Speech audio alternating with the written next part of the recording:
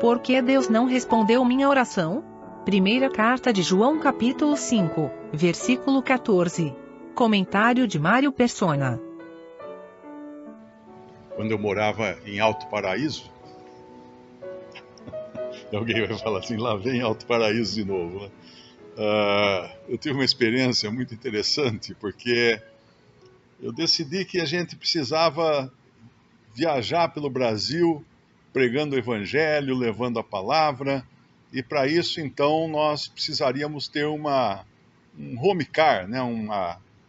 Um ônibus, para morar dentro do ônibus, e no bagageiro de lastro a gente encheria de Bíblias e livros e tal, e onde parasse poderia vender essas Bíblias e distribuir também literatura, e orei muito por isso. Eu realmente achava que essa seria a vontade de Deus. Nós tínhamos um sítio lá em Alto Paraíso, nós já estávamos morando na cidade, mas tínhamos ainda o sítio. Cheguei a colocar um anúncio classificado no Jornal de Brasília, oferecendo trocar o sítio por um micro-ônibus. Não era tão popular falar em home car ou uma coisa assim. Então, um micro-ônibus que desse para transformar num tipo de um trailer, né? Efetivamente, Deus não escutou a minha oração. Apesar de todos os esforços e tanto tempo de joelho, né? Deus não escutou a minha oração porque não era a vontade dele. Eu não tive aquilo que eu pedi. E essa é uma coisa importante de entender, porque essa semana também eu recebi uma mensagem de um irmão, ele falava assim, nossa, eu tenho orado a vida inteira por tantas coisas e Deus nunca me responde. E aí eu disse para ele assim, sim, Deus responde, sempre ele responde. E são sempre 3 coisas que ele responde. Sim, não e espere. Ele sempre responde dessas 3 maneiras. Sim, não e espere. Você não está entendendo a voz de Deus, né? Não está entendendo a resposta dele. E é importante isso, quando nós oramos, nós nos colocarmos na condição de dependentes de Deus. Lá em casa, às vezes, toda vez que eu vou almoçar com o Pedro, eu coloco ele na cadeira na cozinha, na mesa, né? E aí eu preparo o prato dele e oro com ele. Eu falo, Pedro, vamos orar? Aí ele já põe as mãos juntas, a Lia que ensinou ele a fazer isso, ele põe as mãos juntas e eu começo a orar, dando graças pelo alimento. Mas já foi mais de uma vez que eu me entretive com alguma outra coisa, ou precisei atender um telefone, ou precisei fazer outra coisa, e não fiz o prato dele. E ele ficou lá esperando na mesa. E de repente ele coloca as mãos juntas e começa... Porque ele aprendeu que fazendo assim a comida vem. Então nós precisamos, na realidade, ter esse coração simples de saber que Deus nos ouve. É claro que a resposta nem sempre é aquela que nós queremos. Ele pode não nos dar um micro-ônibus, mas ele pode nos dar outras maneiras também de levar a palavra. Então, Deus sabe o que nós precisamos, nós não sabemos. É como as crianças, né, nossos filhos, eles não sabem o que eles precisam. Eles vão pedir, às vezes, coisas absurdas, coisas que podem fazer mal para eles, e nós temos que, então, dirigir o pedido de uma maneira que eles entendam ou que eles possam não ter danos ou consequências ruins daquilo. Mas uma coisa a gente aprende nos evangelhos, eu acho que isso é importante, é a maneira como o Senhor tratou as crianças. Deixai vir a mim os pequeninos, porque deles é o reino dos céus. A maneira como quando os discípulos queriam impedir as crianças de ir ao Senhor, ele falou, não, pode parar, não é assim não. E tem uma outra passagem que o Senhor Jesus fala, Pai, dou graças porque escondeste essas coisas dos sábios e entendidos e as revelaste aos pequeninos. Ele escondeu. Por que escondeu dos sábios e entendidos? Porque os sábios e entendidos acham que sabem tudo. E os pequeninos não. Os pequeninos sempre vivem em dependência de Deus. Você segura a mão de uma criança para atravessar a rua, ela fica na sua dependência. Ela sabe que você faz isso para a segurança dela. E hoje, inclusive, eu recebi uma mensagem uma mulher comentando num dos meus vídeos. Ela pôs um comentário assim, pelo jeito ela é uma mãe, porque o que ela fala é de uma mãe. Ela fala assim: nossa, quanta. Que palavra que ela usou, mano? Quanta. Não foi ignorância, foi. Foi. Esqueci a palavra, mas vamos pôr ignorância aqui, porque praticamente é o que ela estava querendo dizer. Quanta ignorância, até meu filho de 2 anos entende as coisas melhor que você. E a minha resposta foi colocar esse versículo, então, que, Pai, te agradeço porque revelasse essas coisas aos pequeninos e não aos sábios e entendidos. Eu falei, comece a ouvir o seu filho de 2 anos. Ele entende mais de Deus do que você. Comece a escutá-lo. Porque quando o homem se acha alguma coisa, se acha entendido, aí já é meio caminho andado para ele cair, para ele levar uma queda, porque ele vai ter que aprender, às vezes, da pior maneira. O Senhor Jesus tem uma oração que ele faz, que eu acho que aqui todo mundo já escutou essa oração. Acho não, né? Tenho certeza. E muitas vezes nós somos criados até, quando ele fala em Lucas, capítulo 11, versículo 1, e aconteceu que, estando ele a orar num certo lugar, quando acabou, lhe disse um dos seus discípulos: Senhor, ensina-nos a orar, como também João ensinou aos seus discípulos.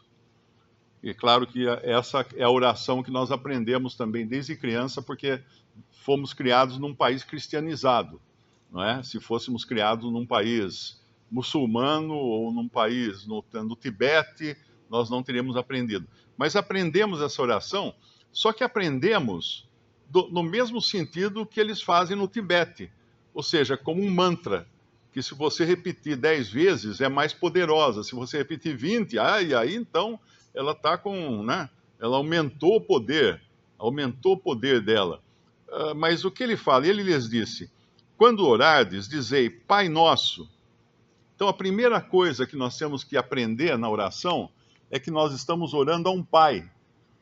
E se alguém aqui ainda não conhece a Deus como Pai, ou se tem aquela falsa ideia de que Deus é Pai de todo mundo, também sou filho de Deus, todos somos filhos de Deus, está errado. Apenas são filhos de Deus aqueles que recebem o Senhor Jesus como Salvador. Mas a todos quantos o receberam, deu-lhes o poder de serem feitos filhos de Deus, aos que creem no seu nome. Isso está no 1º capítulo do Evangelho de João. Na Bíblia nós temos um Filho de Deus, que é o Senhor Jesus, eterno Filho de Deus, sempre foi Filho de Deus, nunca deixou de ser Filho de Deus. Algumas religiões vão dizer a você que ele só se tornou Filho de Deus quando ele nasceu aqui nesse mundo. Errado, porque a Bíblia fala que Deus enviou o seu Filho ao mundo. Para ele enviar o seu Filho ao mundo, ele precisava ter um filho, senão não daria como ele enviar um filho ao mundo. Deus enviou o seu Filho ao mundo. Então, um filho é o Filho de Deus perfeito e eterno, o Senhor Jesus. Outros filhos são os anjos, que são chamados de filhos de Deus. Lá em Jó, quando ele fala que os filhos de Deus, né, alegremente cantavam quando viam a criação da terra, esses são chamados de filhos de Deus. E depois disso, o primeiro filho de Deus humano foi Adão. Adão foi o primeiro ser humano criado por Deus e chamado de filho de Deus porque ele veio diretamente de Deus. Nós não nascemos diretamente de Deus. Nós nascemos de um ato sexual de um pai e uma mãe. Todos nós, sem exceção, não é? Nós nascemos de um pai e uma mãe. Não tem como nascer de outro tipo, de outro gênero, de um terceiro, quarto, quinto gênero. Nascemos de um macho e uma fêmea.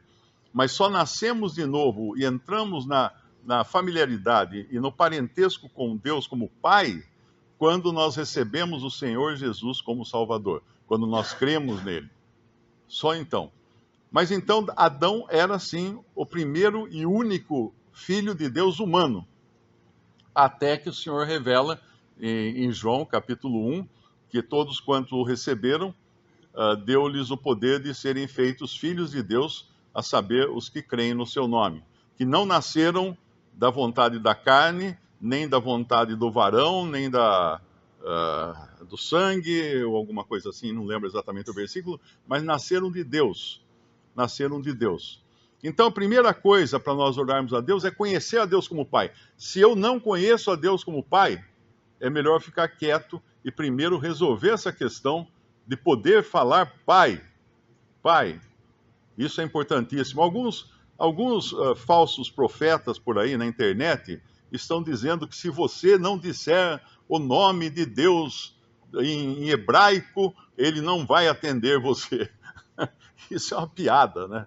Isso é uma piada, porque quando eu era criança, se numa praça cheia de gente eu gritasse Pai, eu sei que teria um que ia me socorrer, meu pai.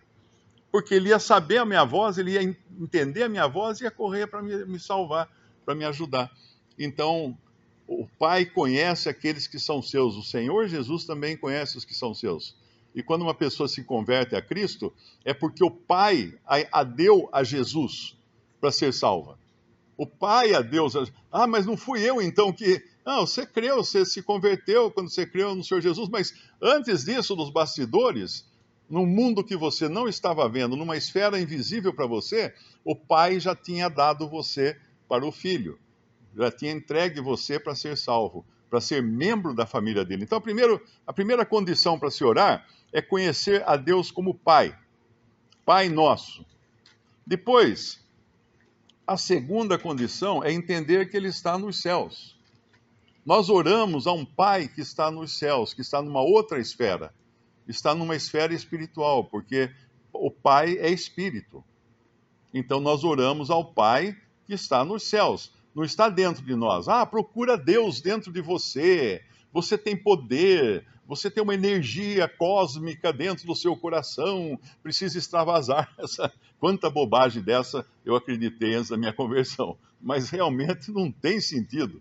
O Pai está nos céus, e é para lá que nós dirigimos as nossas orações. Santificado seja o teu nome, reconhecendo assim que o único santo, o único puro, o único perfeito é Deus Pai e o nosso Senhor Jesus Cristo, que é Deus. E no nosso capítulo de 1 João, capítulo 5 de 1 João, ele vai terminar dizendo que Jesus é Deus. Uma afirmação que algumas religiões heréticas, aí, como o Testemunho de Jeová e Mormons, eles negam isso. Mas Jesus é Deus. E o Pai é santificado, e ele é santificado, o nome dele é santificado.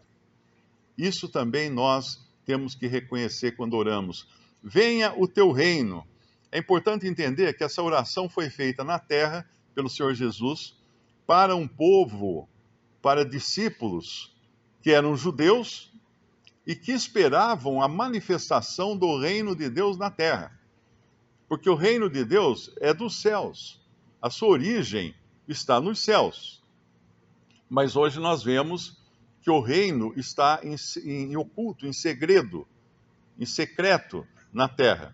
Mas a oração é para que desses que eram discípulos, né? Ele estava ensinando aqui os seus discípulos terrenos de uma nação que é Israel, que tem esperanças terrenas de uma terra perfeita, de saúde perfeita, de muita riqueza, de muito mosto, muito trigo, muito pão na terra.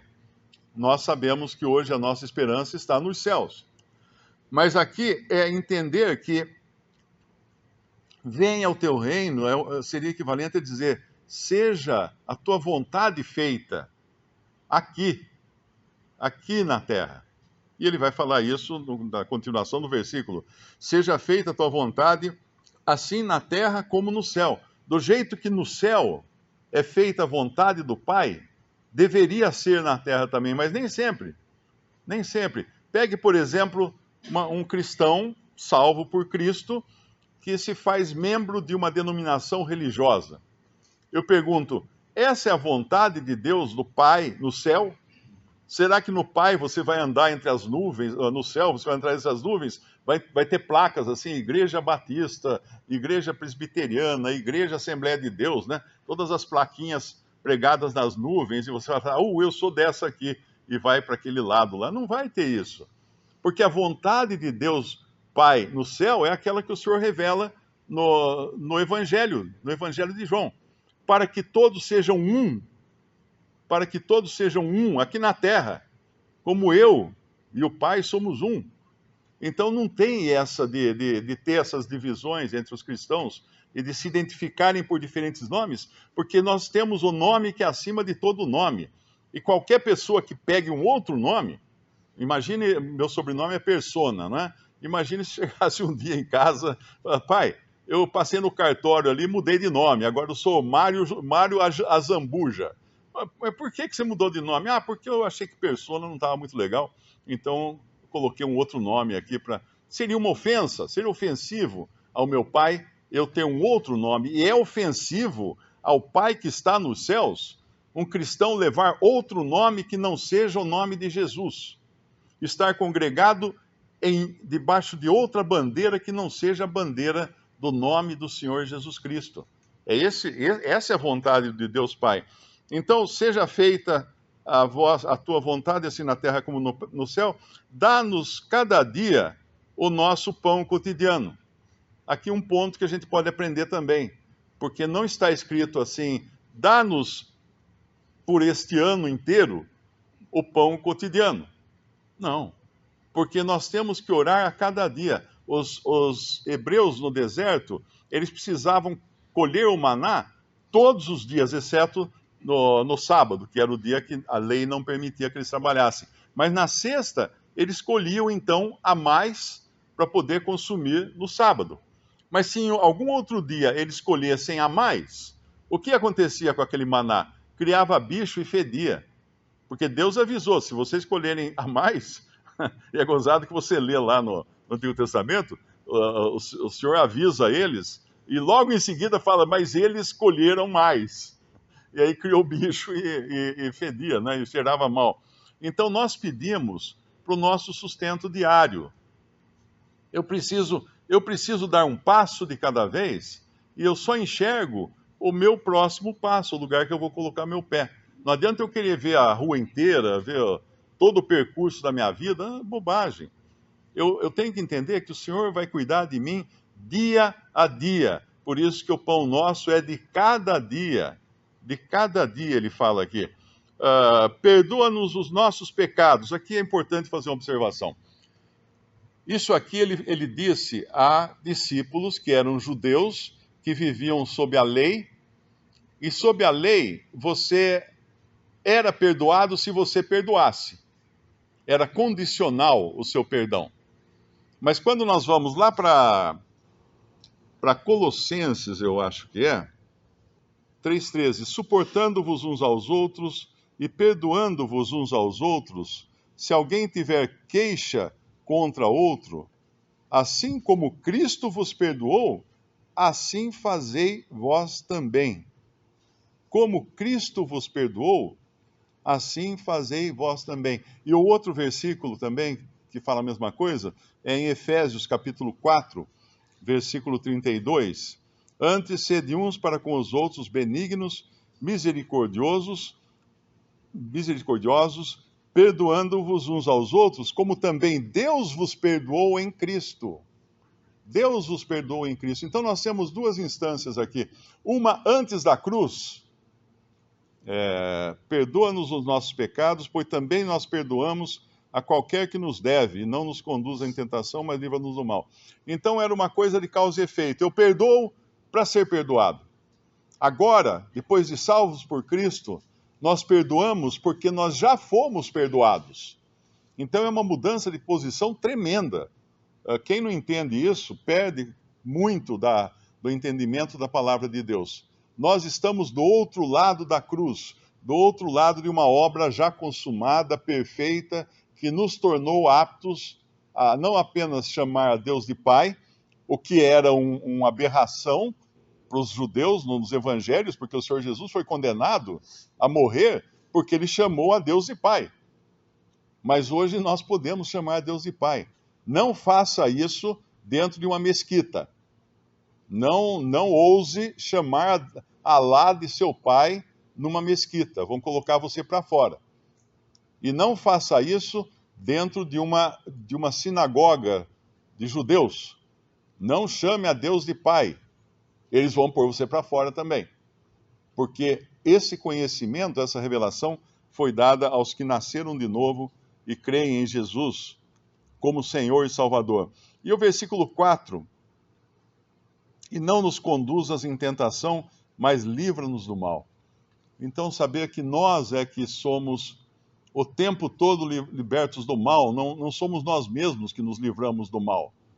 Não somos nós que, pelo nosso esforço, pela nossa santidade, pela nossa espiritualidade, conseguimos viver apartados do mal.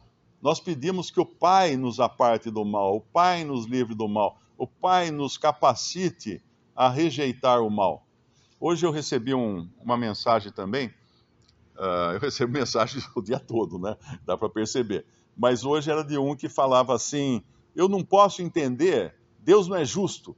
Deus não é justo, porque como é que ele pode perdoar alguém que peca em adultério e depois pede perdão e ele perdoa? Como é que pode isso, né? Deus não é justo. Eu me esforço tanto e tal. Daí o cara começa a falar todas as virtudes dele. Eu me esforço tanto e etc e tal. Aí eu respondi para ele: é que você diz isso porque você ainda não entendeu que é tão pecador quanto aquele que cai em adultério. Você não é melhor que ele. Nenhum de nós é. Por isso que nós precisamos do perdão constante. Sabermos que temos acesso a esse perdão o tempo todo, porque Cristo nos perdoou. Cristo nos perdoou.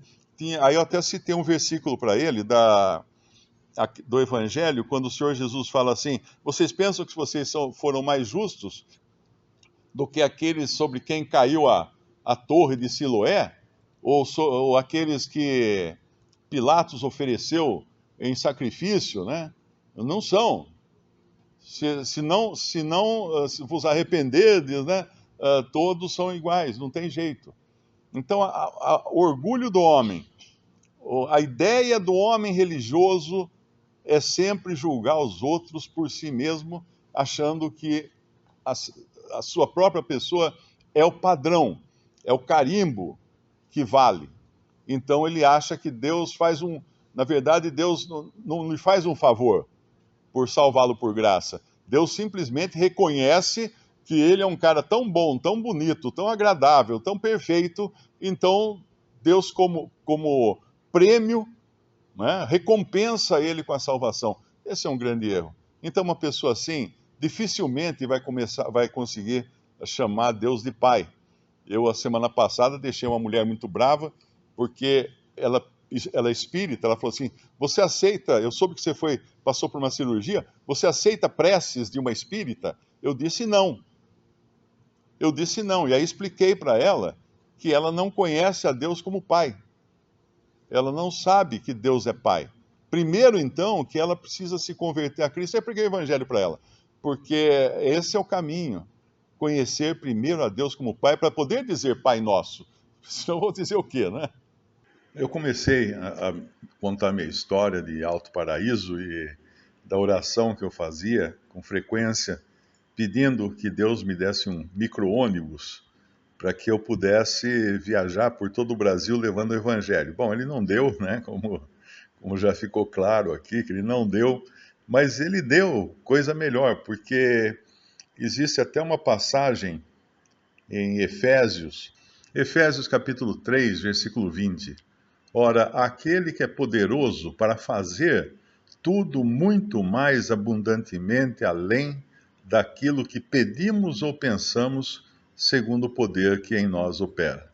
Então, muitos anos depois, ele me daria algo muito melhor e muito mais rápido que um micro-ônibus para eu poder levar o Evangelho.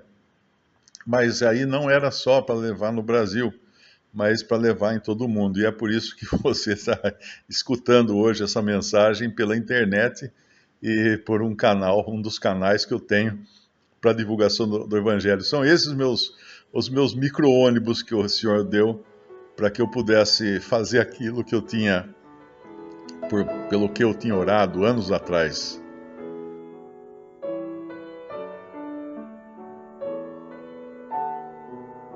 Visite Respondi.com.br. Visite também 3minutos.net.